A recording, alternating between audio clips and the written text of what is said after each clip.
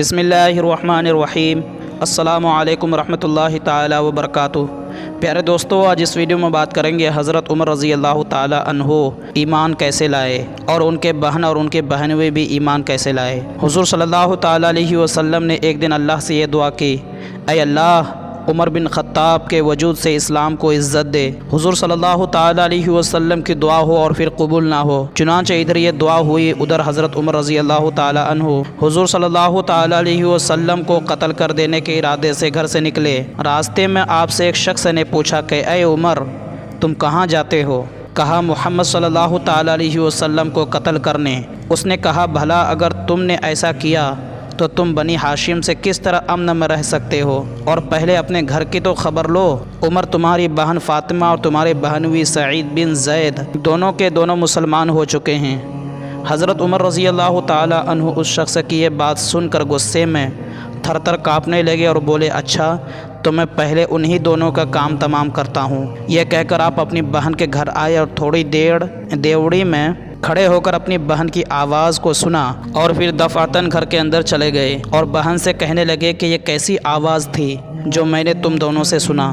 اس وقت حضرت عمر کی بہن کے گھر میں ایک شخص بیٹھے ان کی بہن اور بہنوئی کو سورہ طٰہٰ پڑھا رہے تھے۔ انہوں نے جو ہی حضرت عمر کی آہٹ پائی، فوراً مکان کے اندر ایک گوشہ میں چھپ گئے۔ جب حضرت عمر نے غضب الہی میں یہ الفاظ کہے کہ آپ کے بہنوئی سعید کہنے لگے، عمر بھلا اگر ہم حق پر ہوں تو بھی آپ ہمیں برا سمجھیں گے۔ اس وقت حضرت عمر کو اور زیادہ غصہ آیا اور آپ نے اپنے بہنوئی کو بڑے زور سے دھکا دیا اور دو چار زور سے گھونسے بھی مار دیے۔ آپ کی بہن فاطمہ اپنے شوہر کی یہ کیفیت دیکھ کر بڑی بےتابی سے اٹھی اور بھائی کو خاوند سے علیحدہ کیا، مگر حضرت عمر نے انہیں بھی مار کر اپنے دل کا غبار نکالا، یہاں تک کہ ان کا چہرہ لہو لہان ہو گیا۔ جب حضرت عمر ان دونوں سے علیحدہ ہوئے تو بہن سے کہا، لاؤ مجھے وہ صحیفہ تو دکھاؤ جسے تم پڑھ رہی تھی۔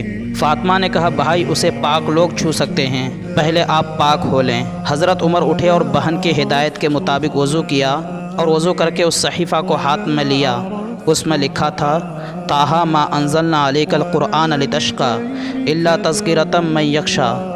آپ ان آیتوں کو پڑھتے ہوئے اننی انا اللہ لا الہ الا انا فاعبدنی واقم الصلاۃ للذکر تک پہنچے تھے کہ کلام الہی آپ پر اپنا اثر ڈال دیا اور آپ نے اسی وقت بچشم تر فرمایا، مجھے فوراً محمد صلی اللہ تعالی علیہ وسلم کے پاس لے چلو۔ حضرت عمر کی گفتگو سن کر ان صحابی جو آپ کے بہن اور بہنوئی کو تعلیم دے رہے تھے اطمینان ہوا اور اندر سے نکل کر کہا، عمر تمہیں بشارت ہو کہ میں نے جناب رسول اکرم صلی اللہ تعالی علیہ وسلم کو فرماتے سنا ہے کہ جناب الہی میں یوں دعا کرتے ہیں، الہی عمر بن خطاب کے وجود سے اسلام کو عزت دے۔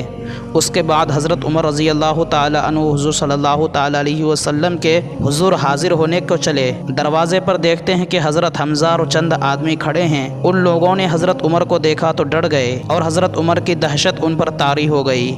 حضرت حمزہ نے کہا، خدائے تعالی اگر عمر کے ساتھ بھلائی کرنا چاہتا ہے تو اسے اسلام کی ہدایت دے گا، اور اگر خدا نے اس کے علاوہ کوئی دوسری بات چاہتی ہے تو حضرت عمر کو قتل کر ڈالنا ہم پر کوئی مشکل نہیں۔ حضور صلی اللہ تعالی علیہ وسلم کو حضرت عمر کے آنے کی خبر پہنچی تو آپ باہر تشریف لائے اور ان کے کپڑے پکڑ کر فرمایا، عمر کیا تم اب بھی نہ باز آؤ گے؟ اور پھر آپ نے وہی دعا مانگی اور فرمایا، الہی عمر بن خطاب کے وجود سے اسلام کو عزت دے۔ جو ہی حضور کے زبان مبارک سے کلمات نکلے، حضرت عمر بے ساختہ پکار اٹھے، اشہد ان لا الہ الا اللہ واشہد انک رسول اللہ۔ حضرت عمر رضی اللہ تعالی عنہ کا اعلان حق سنتے ہی موجودہ مسلمانوں نے ایسے زور سے اللہ اکبر کا نعرہ بلند کیا کہ تمام مسجد والوں نے سن لیا۔ سبحان اللہ۔